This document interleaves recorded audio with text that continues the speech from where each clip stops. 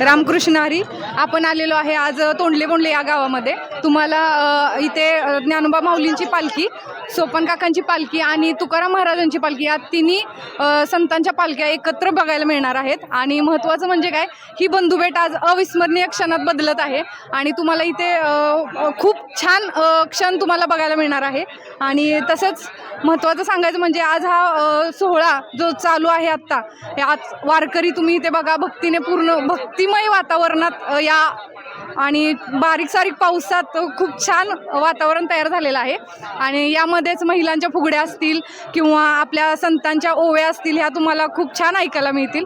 आणि रामकृष्ण हरी. हरिमुखे म्हणा हरिमुखे म्हणा, पुण्याची गणना कोण करी.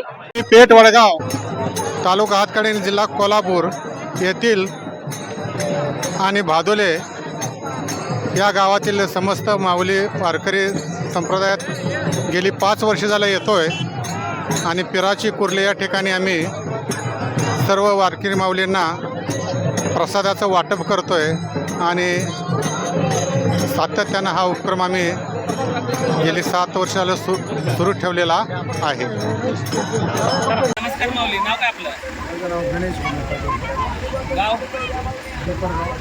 किती वर्षापासून वारी करताय? 2 वर्ष. का अचानक गेल्या 2 वर्षापासून वारीला यावंसं वाटतं? आणि आता तसं माझ्या विचार झाला, मला बाबा असं वाटलं आता आणि ही आनंदाची वारी.